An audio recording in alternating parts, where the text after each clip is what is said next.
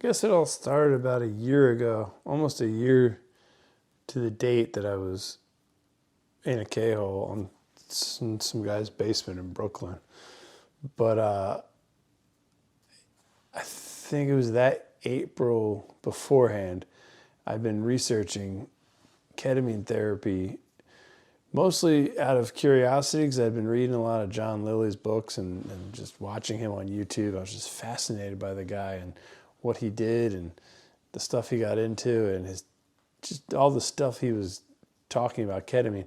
But at the same time, I was also looking into it as a antidepressant for my wife, who, I mean, she'd been through, some heavy postpartum depression stuff, and she just, a lot of general struggles with anxiety and depression over the years. So I've been hearing a lot about ketamine, and I was like, I might try to get some of this for my wife so she could try it. So I went online, and it was a quick process. I did like a quick telemedicine thing. And then I think I got a prescription like maybe the next day, and then I went and picked it up in Philadelphia. So in like 3 days, I had 3 days of going online. I had 10 200 milligram ketamine lozenges in my hand, and they kind of looked like little Altoids. Told my wife, like, hey, remember, I told you I was gonna get you some ketamine. Well, I have it, and before you take it, I'm gonna test it out on the couch just to make sure it's like nothing too heavy for you. And I don't really remember her reaction. I think she was just kind of confused at my whole, whatever I was up to. Anyway, so she went to bed.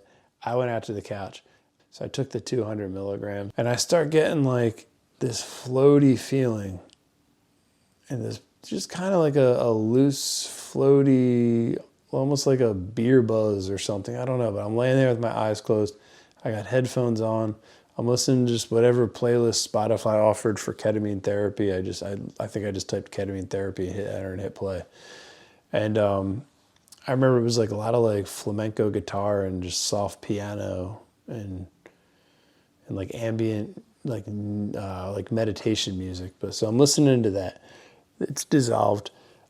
And after about 20 minutes, I started to drift off. I felt like I was in like a lazy river, or like I was on like a slow balloon ride, just like going up and up and up. And I started like zooming out on my day and kind of my life, but like my immediate life. It was like I was thinking about like the last 24 hours, and I think I'd been at a party with like my nieces and nephews and my kids. So I was like watching them all play and thinking, oh, that was nice. And I kept drifting and drifting. And I was like, oh, I guess this is kind of nice. This is like a nice break. I could see how this could be an antidepressant. And then suddenly I ran into my grandmother in my head. I ran into her in this like dreamlike state. And I was just blown away by like the detail at which I could recall her face and her laugh and the way she said my name and her mannerisms. And I was like, oh, wow. And I mean, she had died in 1989 and I was 7. So I hadn't seen her in, 30 some years. And I was like, wow, maybe this is what's happening now. I'm on ketamine and I'm seeing my grandmother and it's comforting. And I'm still having a lot of like, me thoughts and this is happening to me, So I remember my grandma was like, no, keep going. You got to keep drifting off. So, I was like, okay. And I kept going. At this point, I felt like a balloon that had been let off a string. So I was starting to get kind of like out there, almost like I was like going into like the wide open sky or the ocean, and just like it's just floating is the only way I could describe it. I'm floating and floating and floating, and it was upward. It kept going up and up.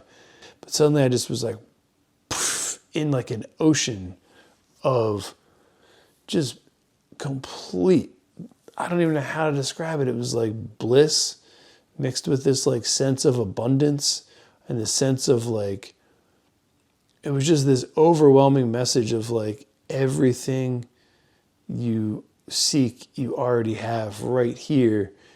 And the ocean that I was swimming in was kind of like a metaphor for my life. And it just kept getting like more and more intense. And I just kept thinking like, wow, like you have everything you could ever want. And like, there's no need to ever be depressed again. And I just suddenly got hit of this wave where it was like, fuck, I never even thought I was depressed. But now that I'm seeing this, I needed this more than my wife needed this. So in a strange turn of events, like, I was like, holy fuck, like, this is something that I needed. And I had no idea I needed it. And I guess I went backwards through my wife saying, like, you know, you need this for your mental state. And I took it and was like, holy fuck, I'm the one who needed this for my mental state.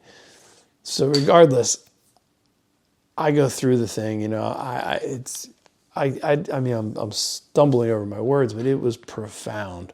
It was like every cliche thought you could ever hear or see in a little coffee table book or on some, you know, motivational poster.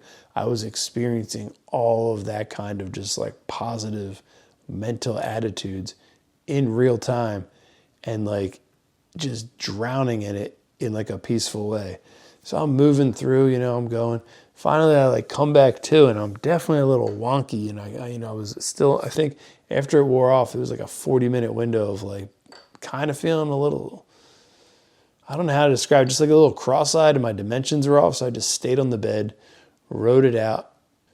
So I took, you know, I told my wife in the morning, I was like, you got to try this, you got to try this. And I think she was kind of like, what the fuck is this guy talking about? He's out of his mind. And she kind of was like, I'll try it later, you know. So there I was with like the whole prescription. I was like, you know what, I'm going to do one of these a month and just see like if I can get any more out of this. So I took one the month later. I took another one. And this time I was like, you know what, instead of just laying on the couch, I'm going to sit up and I'm going to try to like explore like what goes on in between like this kicking in and getting thrown into that like decay hole, I guess is a lack of a better word, but it didn't seem like a hole to me, but whatever. To get into the ketamine state, we'll call it. So I sat in front of my fireplace. I put a blanket down, I put some pillows, and, you know, I sat cross-legged, almost like in a kind of like a meditation stance, I guess it would be. And as the ketamine started coming on, I don't know why, but I started like just redoing like all of the stuff I used to do when I did Bikram yoga like 10 years ago. It was just like, they were all coming back to me. So I just spontaneously started doing these like strange yoga poses, or not strange, they're these Bikram stuff, but it was like whatever version of it I remembered. So God knows what it looked like. But I'm on the floor of my living room just doing these stretches. And then I laid, as the ketamine like took over, I laid back the same way I used to lay back in yoga class, in like the savasana, they called it. And I just went right back into that ketamine state. And it was as if like while I was stretching, I was like clearing out like physical and mental just junk I had in me. And I went through it, came back and was like, Jesus Christ, like there's some weird connection between ketamine and yoga and I can't put my finger on it. So I did it for like another month or two, where one night a month I would sit down, light some incense, and just like go through these like yogic stretches. They were kind of like, and breathing and laying back and just doing like a mini impromptu yoga session while doing the ketamine. And after about the third time I came out of it, I was like, there's no way I'm the only one doing this. So I got on my phone. I started Googling ketamine yoga, and I came up with this guy, Henry, who had been making YouTube videos on ketamine yoga, and it was the only other thing I had seen. So I shot him a message and was like, hey man, I've been doing this ketamine yoga too. Like, I think we should talk. And we were on the phone maybe like 2 days later. Like, I think I FaceTimed him or Zoomed or something. And we talked for like an hour. We were like, yo, we got to meet up. And I was, you know, he'd been a yoga teacher for like 30 years. He was way more advanced and like kind of like more of like what I was hoping, or what I thought was like a typical yoga sequence. So I was like, I want to come up to Brooklyn and I want to learn what you learned so I can like continue this ketamine yoga session. I go up there. I got up at like 3 a.m. I took a megabus I drove to Philadelphia. Then I took a megabus to, I guess it was Times Square. And then by that time, it's only like 5:30, 6 o'clock in the morning in New York. I hop on the subway, take the subway to Brooklyn, and then walk like another 10 minutes to his house. I get to his house about 7:30 in the morning. And, you know, we get right to it. He opens the door, you know, we talk a little bit. He brings me down to it was kind of like a basement room studio. Everything was like kind of tiny because it was Brooklyn. And he starts telling me like he starts walking me through some stretches and some breathing techniques. But he told me like the biggest thing about what he's learned from ketamine yoga is just you breathe in, you let it all go. And no matter which way you go about doing that, if it involves some stretching, if it involves, you know, different breath work, you know, whatever you want to do, his whole basis is the ketamine yoga is breathe in, let it all go, and then just sit with that breathless state in like full surrender and release of everything. And to do that, leading up to the ketamine state, and then the goal is to get your body to know to do that while you're disassociated from your body. But I mean, that takes a lot of practice. But anyway, so he walks me through some steps. We eat the ketamine troches or the lozenges, and then we just dive right into this, you know, what I at that point was pretty familiar with. You know, I did some stretching, and we go right into this like yogic ketamine state.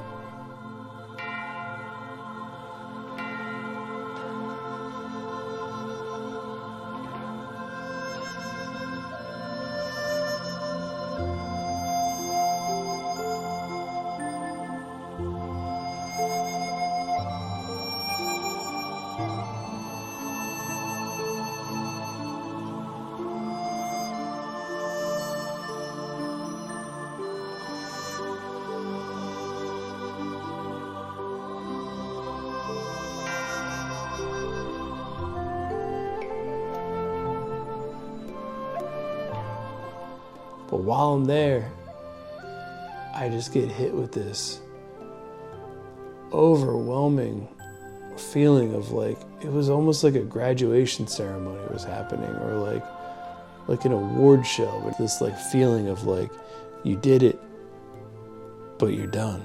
You don't need to do ketamine anymore. Like, and I was like reflecting over the last year of my life and how my mindset had changed, and it's just the ketamine taught me to like, and I was only doing it once a month. It was one night a month for, I think, 10 months. And it just taught me like, it taught me these valuable lessons of like being happy with what I have, not chasing, I mean, having goals, but not making my whole life like once you get this, then that'll happen. Then once this happens, then you'll be fine. It was like, no, get fine with yourself as you are. And then the other big lesson from ketamine, which I'm still working on, was like to start doing everything I do. I don't know how to word this, but it was kind of like, start focusing and thinking about your actions and your words and how you treat people and how you move through the world. And the ketamine kind of constantly would show me like, if I did the good things that I wanted to do, then like I would be a better person, and then that would radiate to like other people around me. It's so hard to explain, but whatever happened, I'm in a K-hole on this guy's floor in Brooklyn to advance my ketamine yoga practice, but it was like, this is the end of your ketamine yoga practice.